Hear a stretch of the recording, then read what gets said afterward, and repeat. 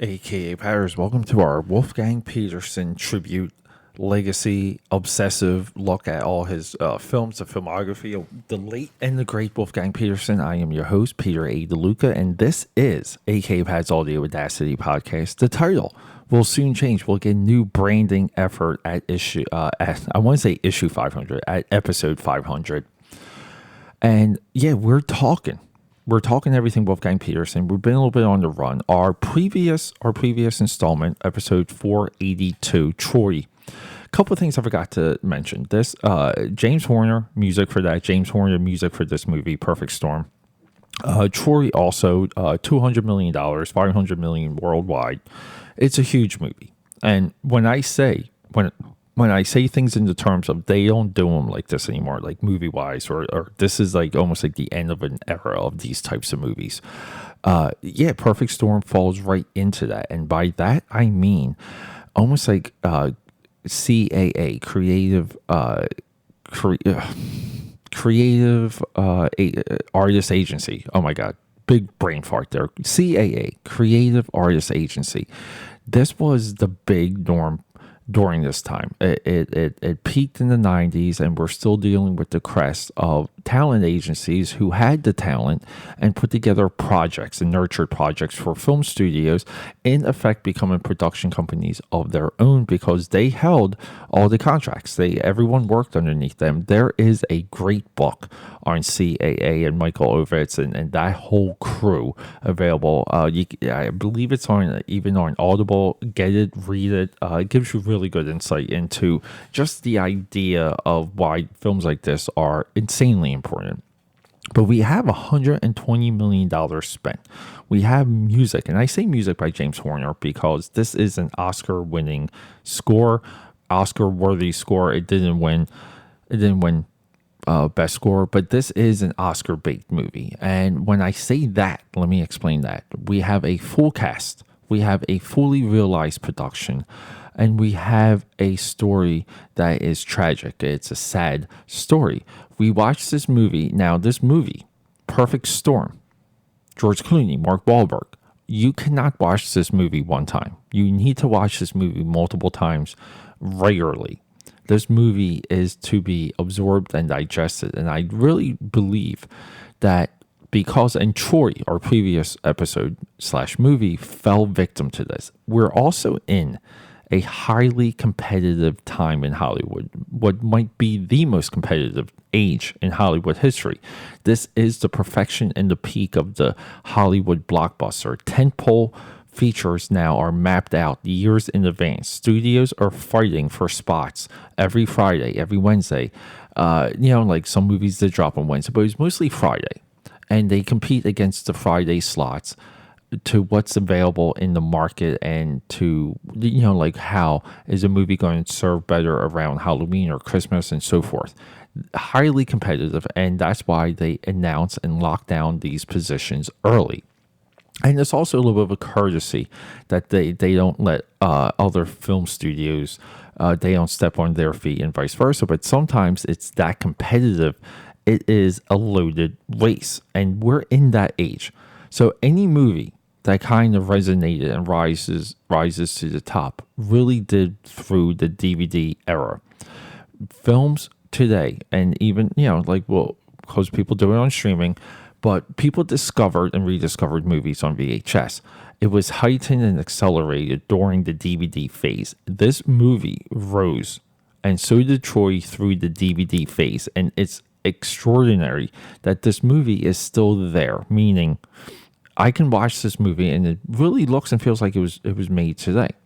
And we have moments built into Perfect Storm that are they're tropey, and they're designed and they're fake, but they're also real because in a way we're watching a fairy tale unfold. This is a myth, and it's like often with Wolfgang, because one of the reasons I wanted to delve into this, like the previous movie, girlfriend movie type thing, there's so many memories, and Perfect Storm also was a girlfriend movie.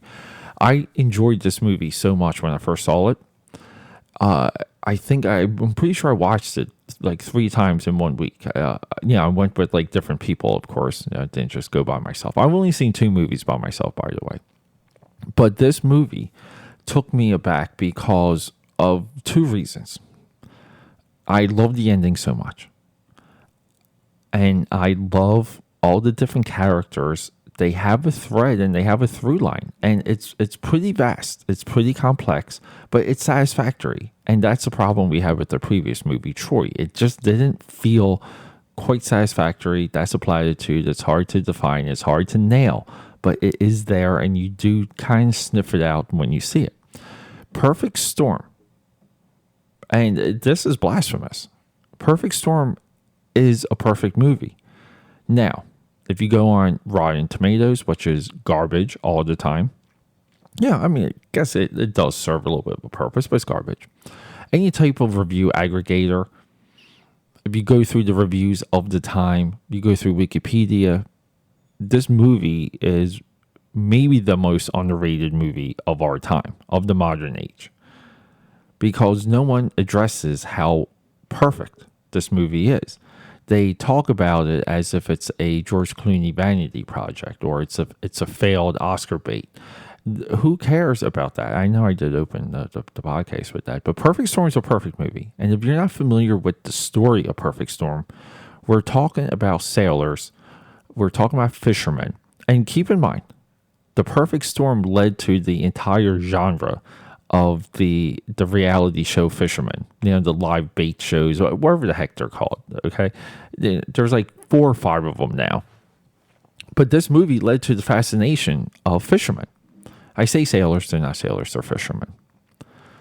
But these guys, they're down and out, they need another pop, and they're going out. And by the time these men go out to the ocean, we understand the economics of everything that they're doing. And emotionally, we understand where every character is within the scene that they walk, that they march into the boat, and they sail off, which is long. And it's very egotistical, but it's a jerk-off scene to a James Horner score that is perfect. And it's a fantastic scene. It really is. Maybe the best scene of its type also. Like similar to like Right Stuff, everyone like Apollo 13, everyone walks into the spaceship. This one is all of that personified to perfection. Awesome. But these men, risk everything, and we understand the gravity of the risk through the storytelling and through what we've seen these guys go through going into this final walk. But it's tragic. They get a pop. They get the best tuna haul ever, but then they die within this perfect storm, and that's the tragedy. And that's where this movie is sad, and it sticks with you. I mean, this movie has stuck with me since 2000, since I saw it. We're in 2022 now. I mean, that is of itself an amazing feat. This movie is there. When you talk about perfect movies, look, Citizen Kane, The Exorcist, I like The Crow. There's no scene to take out of those movies. There's nothing. Every scene in those movies needs to be there. That's a lot of my criteria when I talk about perfect movie. And this movie is it. Now, where it accelerates is the budget, the special effects, the stars, the egos. This movie is where it is despite everything. And it should have gotten a true Oscar run. People should have taken it seriously, but it's tough. It's tough to take movies seriously that cost $120 million and they star George Clooney from ER and Batman and Robin. It's tough, but it's there. And this movie, the people involved with this movie all knew. They all knew the movie they were making. They knew what they were going for because it is there. Perfect Storm is a perfect movie directed by Wolfgang Petersen. And with that, people, I'm out. Now, the next episode, probably going to be Enemy Mine, 1985 Enemy Mine. Let's just do it. Who the fuck cares? We're doing more Wolfgang. Perfect Storm is going to be my end of the Wolfgang Petersen run. Let's keep going. I love you.